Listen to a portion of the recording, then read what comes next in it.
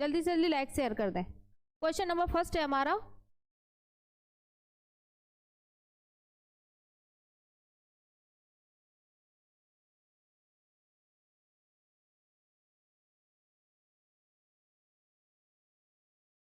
मानव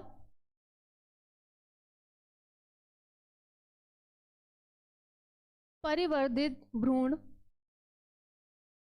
मानव परिवर्धित परिवर्तित भ्रूण किस अंग से पोषण व भ्रूण किस अंग से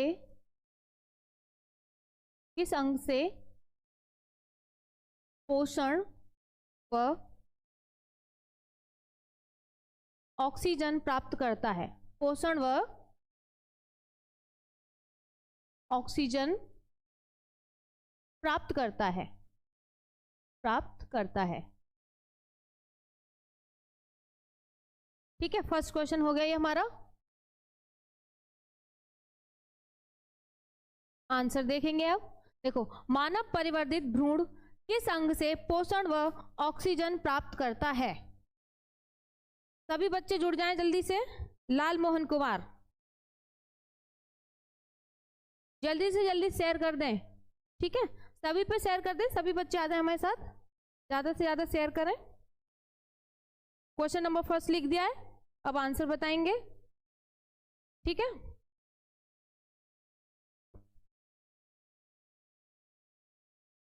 देखो आंसर देखेंगे इसका। क्वेश्चन है कि मानव परिवर्धित भ्रूण किस अंग से पोषण व ऑक्सीजन लेता है? तो आप सभी सुनिएगा। मानव भ्रूण किससे जुड़ा रहता है? मानव भ्रूण गर्भाशय से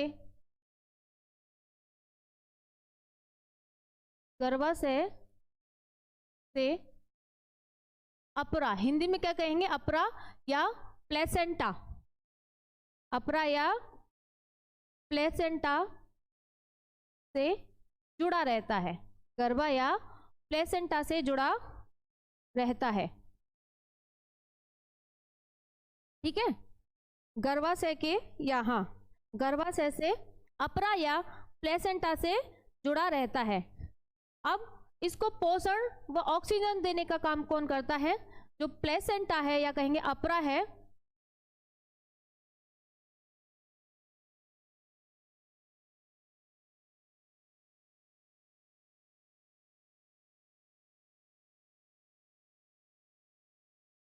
प्लेसेंटा से भ्रूण को क्या मिलता है? भ्रूण को पोषण व ऑक्सीजन प्राप्त होता है। पोषण व ऑक्सीजन प्राप्त होता है। ठीक है, पोषण व ऑक्सीजन प्राप्त होता है। ठीक है, क्लियर है? देखो, जो एक भ्रूण होता है, तो वो जो भ्रूण होता है वो किसके अंदर होता है? देखो यहां तक देख लीजिए, फिर डायग्राम से समझाएंगे। डायग्राम से एकदम क्लियर हो जाएगा आप लोगों को। ठीक है, से जुड़ा रहता है। प्लेसेंटा भ्रूण को ऑक्सीजन व पोषण देने का कार्य करता है। ठीक है, डायग्राम से समझना है। अब जो प्लेसेंटा होता है अपरा, वो भ्रूण को ऑक्सीजन व पोषण देने का कार्य करता है। जब एक भ्रूण या कहेंगे एम्ब्रियो जब माँ के पेट में होता है, गर्भ में होता है, तो उसको अलग से तो खाना दिया नहीं जा रहा, ऑक्सीजन भी नहीं दिया जा रहा, तो उसको ऑक्सीजन व खाना कहाँ से प्राप्त हो रहा है? ऑक्सीजन व खाना कहाँ से प्राप्त हो रहा है? डायग्राम से समझेंगे। देखो,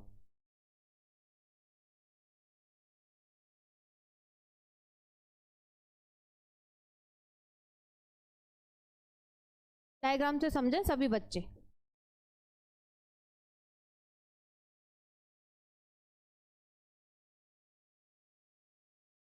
डायग्राम पे मत जाइएगा वैसे कि मैम अच्छा नहीं बनाए या ऐसा बनाए या वैसा बनाए। ठीक है, बस आपको समझ में आना चाहिए।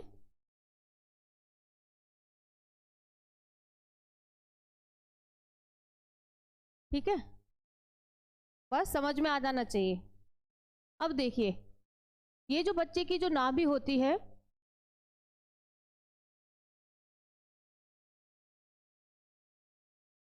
ये है क्या? हमारा प्लेसेंटा। ठीक है। ये जो बच्चे की जो नाभि होती है इसे हम क्या कह देते हैं, कॉर्ड। क्या कहते हैं, कॉर्ड। और ये क्या है हमारे पास, प्लेसेंटा।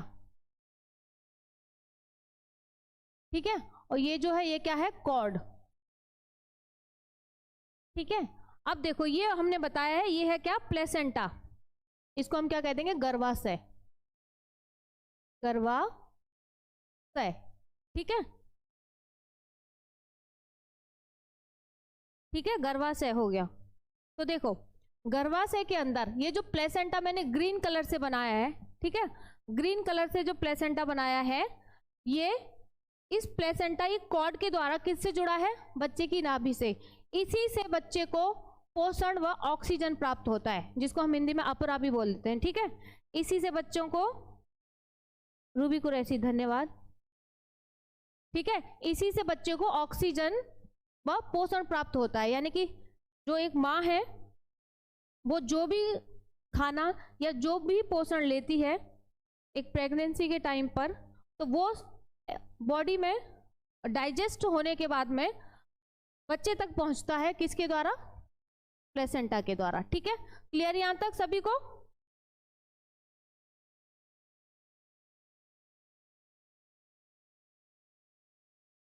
नेक्स्ट क्वेश्चन है, प्रसरण जालिका क्या है। प्रसरण जालिका क्या है। ठीक है, प्रसरण जालिका क्या है। नेक्स्ट क्वेश्चन ये है हमारा,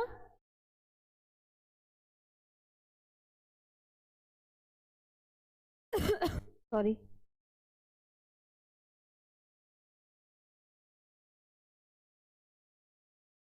रूबी कुरैशी, चलो सबको क्लियर है।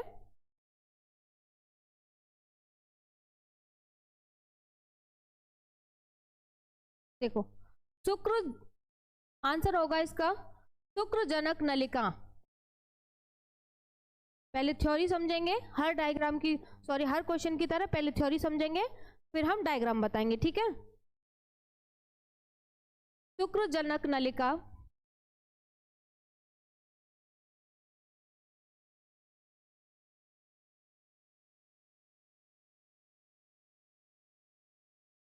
शुक्रजनक नलिकाएं प्रसरण की, शुक्रजनक नलिकाएं प्रसरण की भीतरी सतह पर नलिकाओं के एक घने जाल में खुलती हैं। क्या याद नहीं आ रहा भाई, प्रसरण की भीतरी सतह पर नलिकाओं के एक घने जाल में खुलती हैं। देखो एक सेकेंड,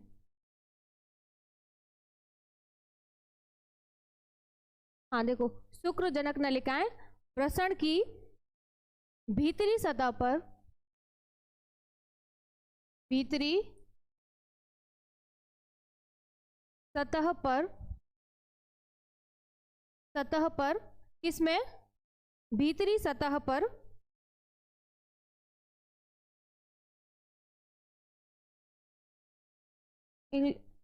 नीट, हाँ सॉरी, नीट एस्पिरेंट, हाँ भाई क्या, देखो हम दोनों बता देते हैं, हिंदी इंग्लिश दोनों में बता रहे हैं,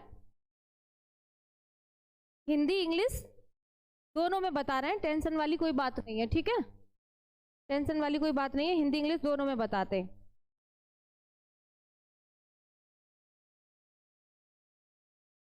ठीक है, भीतरी सतह पर नलिकाओं के एक, नलिकाओं के एक घने जाल में खुलती है, घने जाल में खुलती है, खुलती है। इसी को हम क्या कहते हैं, इसी को हम प्रसरण जालिका कहते हैं। ठीक है, खुलती है, इसी को हम प्रसरण जालिका कहते हैं। अब डायग्राम से समझेंगे, प्रसरण जालिका कहते हैं, कहते हैं। ठीक है, शुक्रजनक नलिकाएं वृषण की भीतरी सतह पर नलिकाओं के एक घने जाल में खुलती है जिसे हम वृषण जालिका कहते हैं।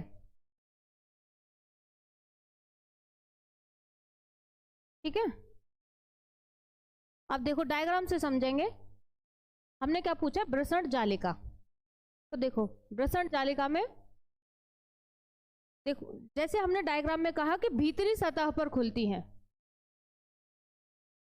पेयर ऑफ टेस्टिज या वृषण एक जोड़ी होती है, सबको पता है। तो देखो एक क्या है, वृषण या कहेंगे टेस्टिज। हमने क्या कहा है, इसके भीतरी सतह पर, कहां पर, इसकी भीतरी सतह पर नलिकाओं के एक घने जाल के रूप में खुलती हैं। ठीक है, ध्यान से देखेंगे। देखो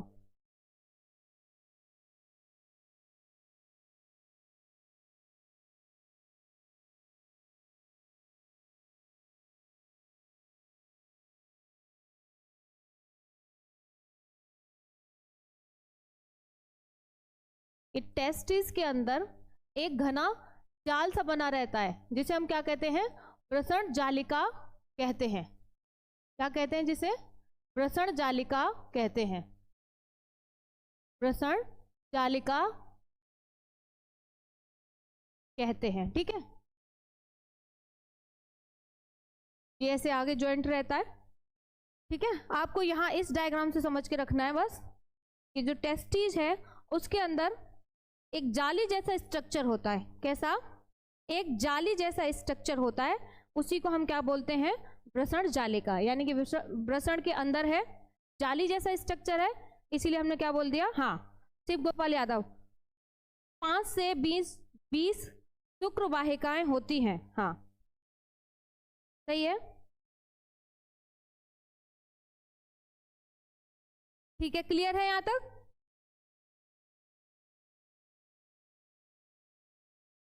विपिन जी के, अब एक बात बताइए, ये जो हम क्वेश्चन करा रहे हैं ये क्या पेपर में आए हुए नहीं।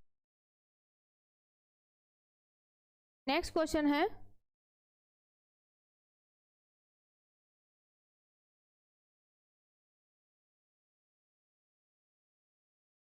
मानव स्त्री में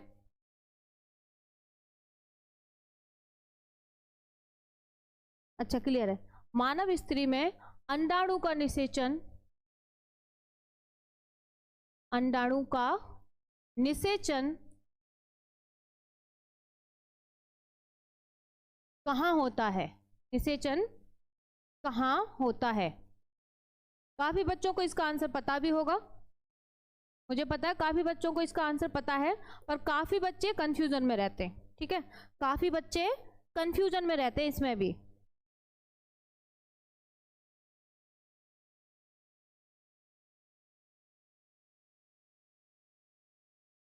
चलो आंसर देख लेते हैं। आंसर है, हमने क्या कहा है, मानव स्त्री में अंडाणु का निषेचन कहाँ होता है। तो अंडाणु का निषेचन कहाँ होता है, अंडाणु का निषेचन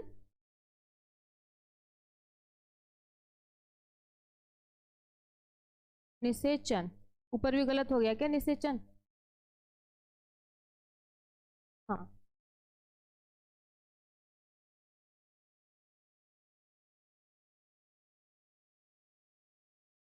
निषेचन। ठीक है, देखें किस किस बच्चे ने आंसर किया है। मुकीम पासा, नीट, लालमोहन, विवेक,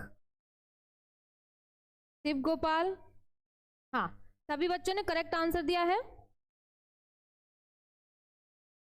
हाँ, तो अंडाणु का निषेचन कहाँ पे होता है, अंडाणु का निषेचन होता है फैलोपियन ट्यूब में। कहाँ पर, फैलोपियन ट्यूब में। ठीक है, फैलोपियन ट्यूब में होता है। अब देखो एक छोटा सा डायग्राम देख लेंगे फटाफट। अब आप सभी को पता, विकास भाई, अच्छा बहुत बहुत स्वागत है आपका स्मार्ट स्टडी क्लासेस पर। चलो एक छोटा सा डायग्राम देख लो। सबने आंसर कर दिया है क्या? Fallopian tube. सबने आंसर कर दिया है फैलोपियन ट्यूब, और एकदम करेक्ट आंसर भी है, एकदम करेक्ट आंसर है। अब एक छोटा सा डायग्राम देख लें।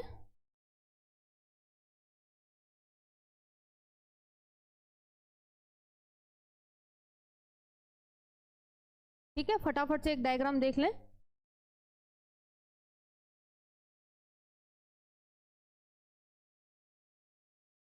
ये क्या है? ओवरी। डायग्राम में फिर से बता दे रही हूँ, इसीलिए आप लोगों को बार बार बनवा रही हूँ।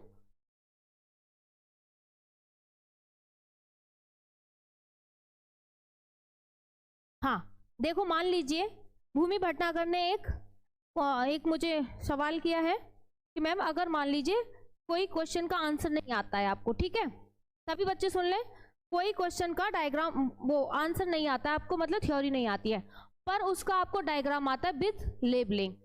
ठीक है, मान लीजिए 5 नंबर का क्वेश्चन है और आपको उसकी थ्योरी नहीं आ रही है। ठीक है, 5 नंबर का क्वेश्चन है, मान लीजिए आपको उसकी थ्योरी नहीं आ रही है, पर अगर आप डायग्राम बना के आते हो, पर आप डायग्राम बना के आ रहे हो, तो डायग्राम बना रहे हो आप विद नेमिंग, डायग्राम बना रहे हो विद नेमिंग, तो 5 में से, जहां तक मैं अंदाजा लगा पा रही हूं, 5 में से आपको 4 मार्क्स तो मिलने ही चाहिए। डायग्राम विद नेमिंग, अगर आपने थ्योरी भी नहीं लिखी है, अगर आपने थ्योरी भी नहीं लिखी है, तो डायग्राम विद नेमिंग 5 में से आपको 4 मार्क्स मिलने ही चाहिए। भूमि भटनागर ने पूछा था। ठीक है, हाँ, क्वेश्चन के साथ साथ अगर आप थ्योरी, मतलब आंसर के साथ साथ थ्योरी भी लिख दो तो और भी अच्छी बात है। ठीक है, फिर तो और भी अच्छी बात है। 1% हम ये बात कर रहे हैं कि अगर आप थ्योरी नहीं आ रही है, भूल चुके हो तो। ठीक है, ये क्या है? Fallopian tube.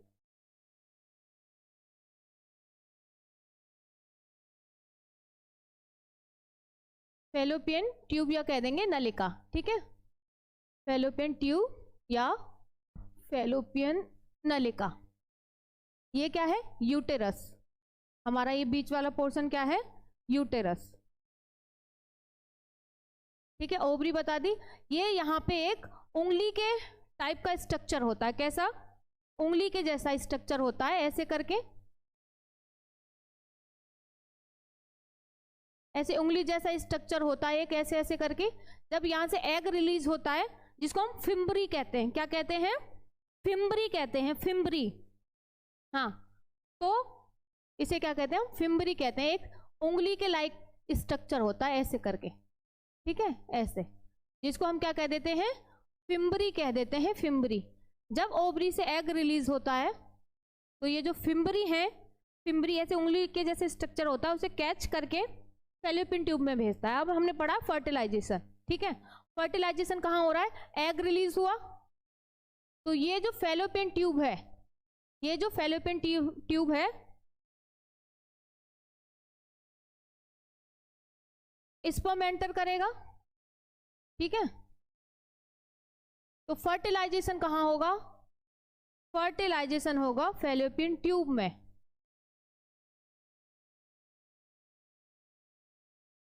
ये यहां पे फर्टिलाइजेशन हो रहा है। क्या हो रहा है?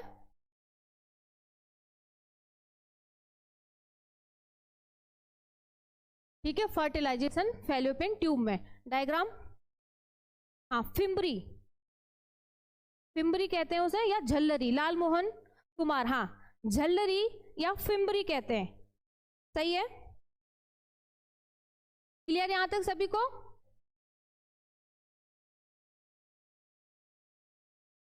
क्वेश्चन है हमारा क्या?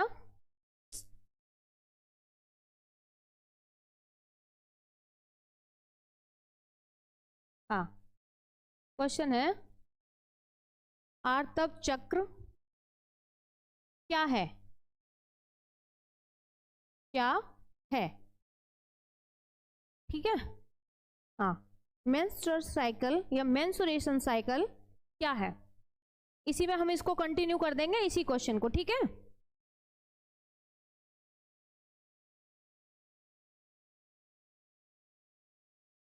देखिए ये अभी हमने आपको कहा था कि एग जो रिलीज होता है ओवरी से, ठीक है, जो एग रिलीज होता है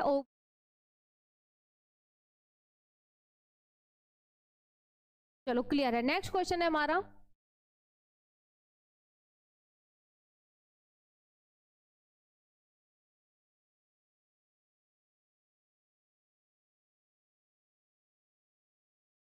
नेक्स्ट क्वेश्चन है, इसका आंसर आप सभी लोग देंगे, ठीक है।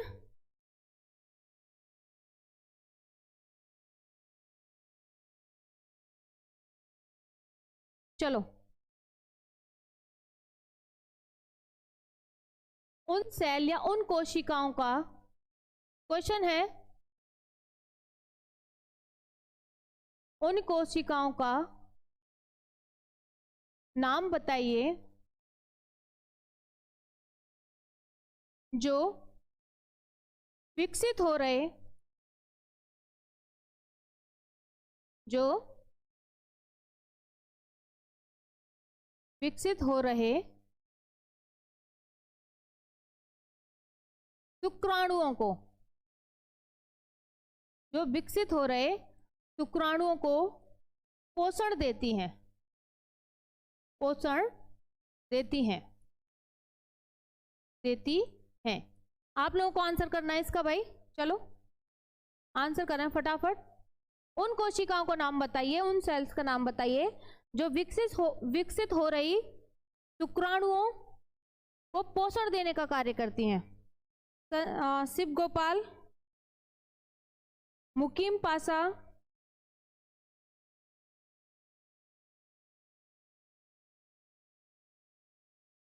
यूनिवर्स रानी, ओहो नाम देखो भाई, शिखा सिंह, मुकीम पासा, प्रांजलि पांडे, अमित, और बच्चे भी आंसर करें भाई।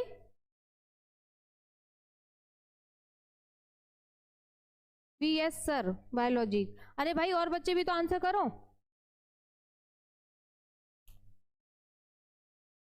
अजय चौधरी, भूमि भटनागर, प्रांजलि पांडे, निशु कुमारी,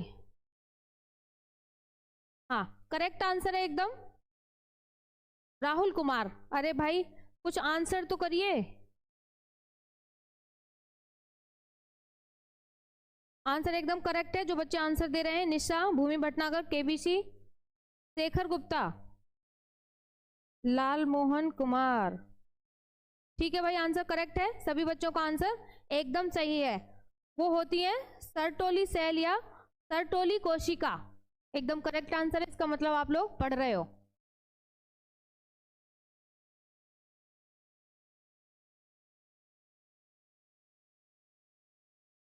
सर्टोली कोशिका एकदम करेक्ट आंसर है, सर्टोली कोशिका। हाँ, मोहम्मद काफियान, पीहू, विशाल झा, रूबी कुरैसी, सभी बच्चे एक बार वीडियो को लाइक शेयर जरूर कर दें, लाइक शेयर जरूर कर दो भाई। हाँ, सर्टोली सेल या सर्टोली कोशिका।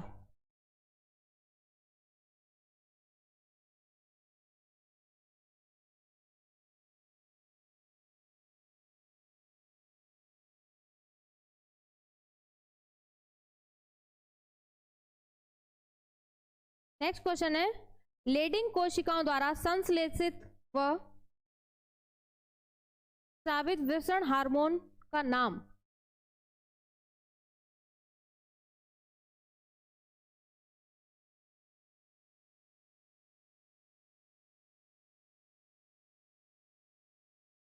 लेडिंग कोशिकाओं द्वारा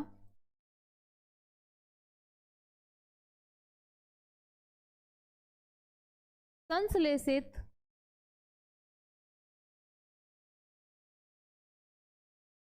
या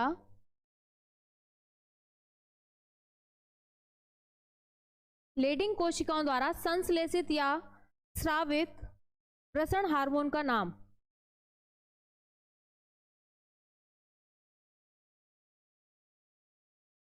हार्मोन का नाम।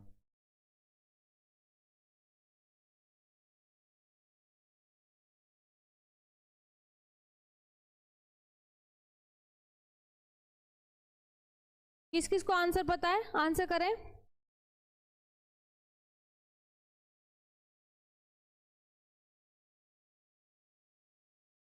लेडिंग कोशिकाओं द्वारा संश्लेषित व स्रावित वृषण हार्मोन का नाम। जिसको आंसर पता है बताएं। अजय चौधरी, मोहम्मद काफियान, रचना ओझा।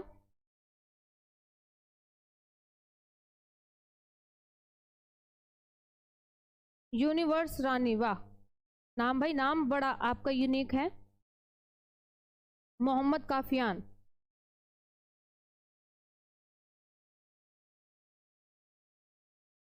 अजय चौधरी, शिव गोपाल, रेखा रावत। और बच्चे भी आंसर करें भाई।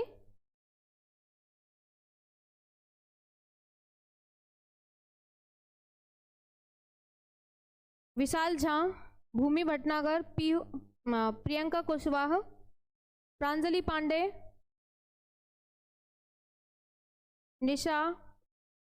हाँ, तो करेक्ट आंसर क्या है इसका, एंड्रोजन हार्मोन। काफी बच्चों ने करेक्ट आंसर दिया है। जिन सभी बच्चों के नाम लिए हैं सबका करेक्ट आंसर है, ठीक है। एंड्रोजन हार्मोन, और प्रमुखतः या मुख्य कहेंगे टेस्टोस्टेरोन। तो आंसर क्या होगा इसका,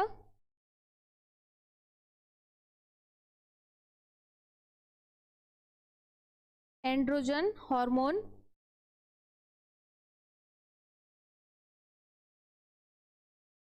और प्रमुखतः टेस्टोस्टेरोन। टेस्टोस्टेरोन, ठीक है। हाँ, कोई बच्चा कह रहा है कि मैम पढ़ तो रहे नहीं है, ये कमेंट ही पढ़ रहे हैं भाई। पढ़ाई पे ध्यान दे लो तुम लोग। हाँ, लीडिंग सेल या लीडिंग कोशिकाओं। तो लीडिंग सेल या लीडिंग कोशिकाओं द्वारा कौन सा हार्मोन संश्लेषित होता है और स्रावित होता है, एंड्रोजन, ठीक है। हाँ, सही बात है प्रियंका, ऐसा भी हो सकता है।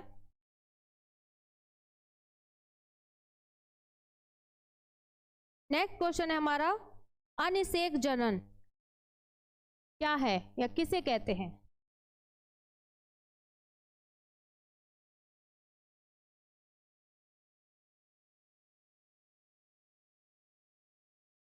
अनिषेक जनन किसे कहते हैं, किसे कहते हैं,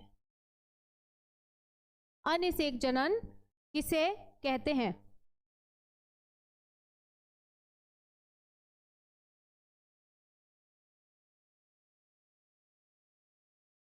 अविकांश यादव, ठीक है भाई, ले दिया नाम, खुश। हाँ, अनिषेक जनन देखेंगे कि अनिषेक जनन किसे कहते हैं, ठीक है। तो इसका आंसर देखेंगे, बिना निषेचन के अंडे में वृद्धि एवं विभाजन द्वारा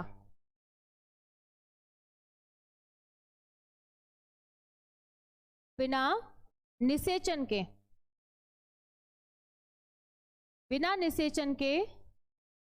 अंडे में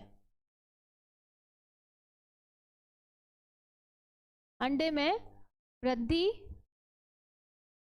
व विभाजन द्वारा,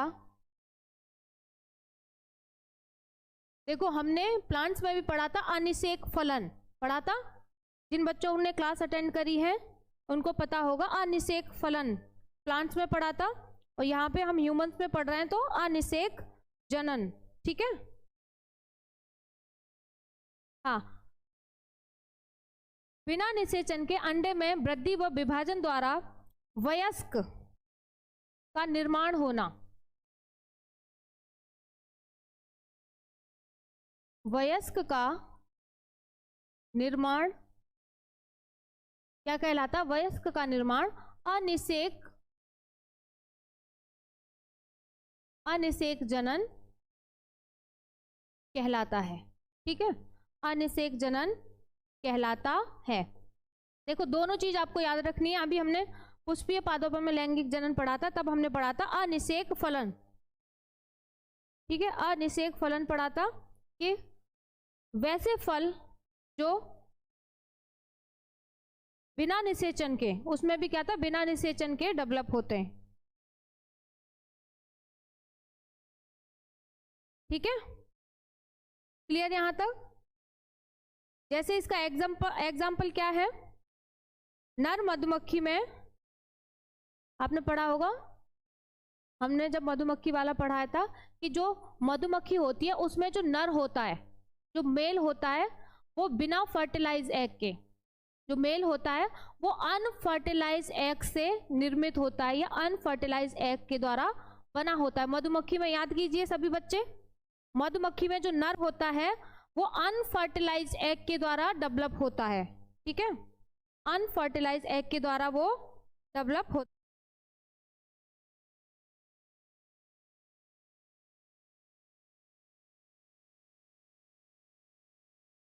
मधुमक्खी में ड्रोन या नर कह देंगे, मधुमक्खी में नर अनफर्टिलाइज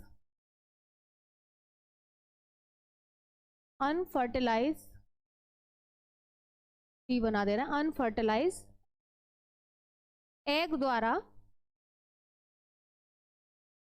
विकसित होता है या निर्मित होता है, निर्मित होता है, ठीक है, जिसे हम ड्रोन भी कहते हैं। जो नर होता है उसका, उसे हम क्या कहते हैं, ड्रोन भी कहते हैं, ठीक है, उसे हम क्या कहते हैं, ड्रोन, ड्रोन भी कहते हैं। चलो नेक्स्ट क्वेश्चन है, अब आपको आंसर करना है, अब आप लोग फटाफट आंसर करेंगे।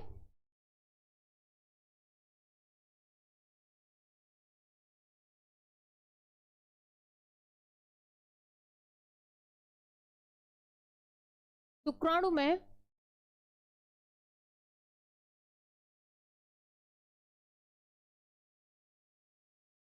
माइटोकॉन्ड्रिया उपस्थित होता है, उपस्थित होता है, होता है, आंसर करिए फटाफट।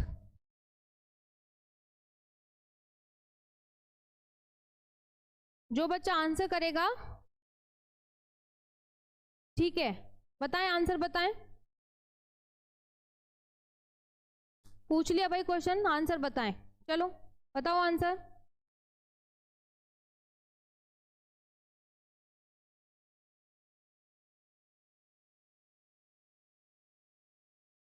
लाल मोहन कुमार, शिव गोपाल,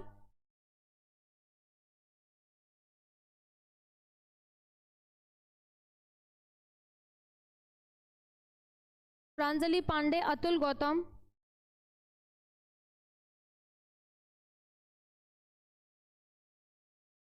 मुकीम पासा, अभिषेक कुमार, न्यूट्रिशन नहीं भाई,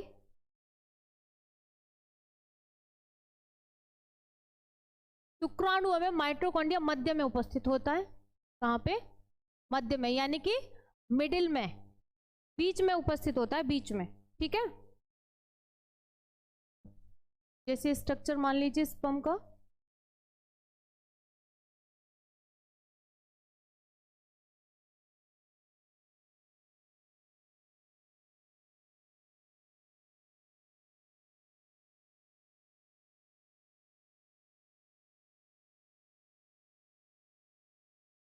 तो ये जो मिडिल वाला पार्ट है ना, ये मिडिल वाला, यहाँ पे क्या प्रेजेंट होता है, माइटोकॉन्ड्रिया,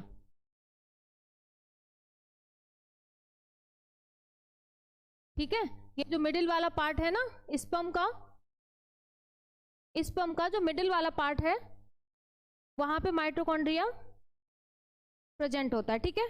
नेक्स्ट क्वेश्चन है हमारा,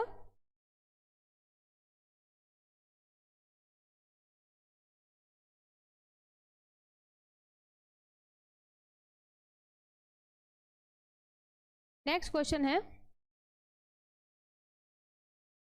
44 ऑटोसोम्स का कार्य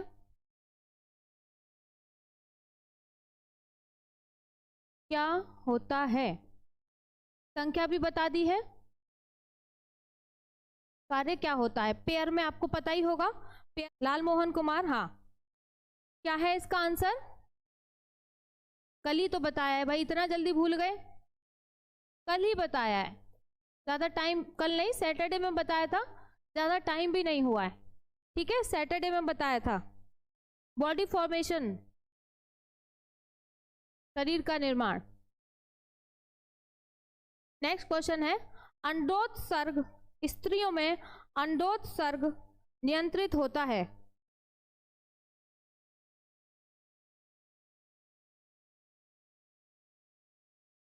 स्त्रियों में अंडोत्सर्ग, क्या कहेंगे, ओव्यूलेशन, अंडोत्सर्ग या ओव्यूलेशन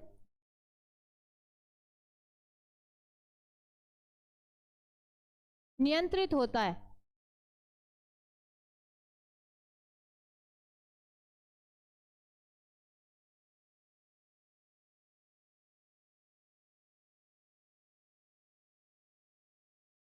नियंत्रित होता है किसके द्वारा? यानी कि जो ओव्यूलेशन होता है, एग जब रिलीज होता है ओवरी से, मोहम्मद काफियान, सही है, मुकीम पासा, विशाल झा, महिमा मिश्रा। क्या बात है भाई, महिमा मिश्रा बहुत लेट आई है या मुझे नाम अभी दिखा है? भूमि भटनागर, सही है। FSH और LH, आंसर क्या होगा इसका? FSH और LH, ठीक है। तो ओव्यूलेशन को नियंत्रित करता है FSH और LH। प्रवीण कुमार, शरीर का निर्माण, हाँ भाई, जो ऑटोसोम है शरीर का निर्माण करते हैं, सही है।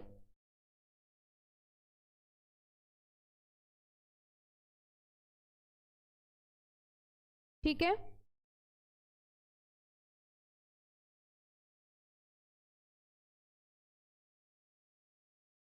नेक्स्ट क्वेश्चन है,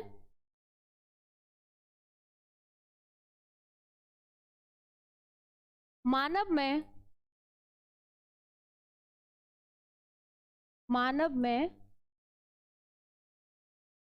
संतान लिंग निर्धारण, मानव में संतान का लिंग निर्धारण, संतान का लिंग निर्धारण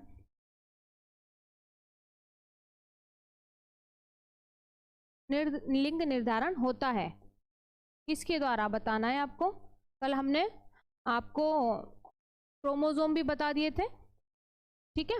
मानव में संतान का लिंग निर्धारण होता है,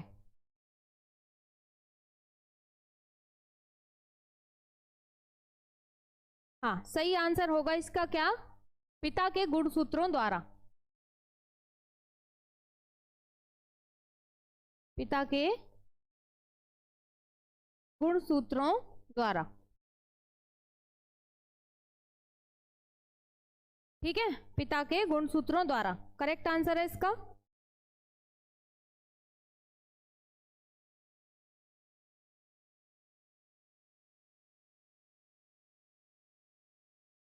नेक्स्ट क्वेश्चन है, शुक्राणु शुक्र जनन प्रेरित होता है, शुक्र जनन प्रेरित होता है,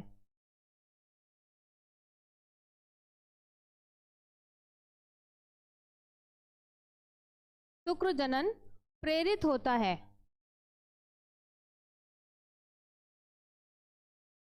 बताएं, शुक्र जनन प्रेरित होता है।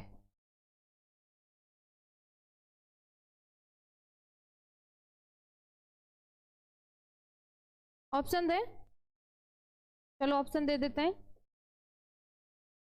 FSH, LH, FSH, LH और HCG द्वारा शुक्र जनन प्रेरित होता है किसके द्वारा? ऑप्शन दे दिए FSH, LH या, ठीक है। तब तक आप सब लोग अपना ख्याल रखें, पढ़ते रहें, रिवीजन करते रहें, वीडियो को लाइक से जरूर कर दें और कमेंट करके जरूर बताएं कि आज का सेशन आप लोगों को कैसा लगा। तब तक के लिए अपना ख्याल रखें, बाय बाय, टेक केयर।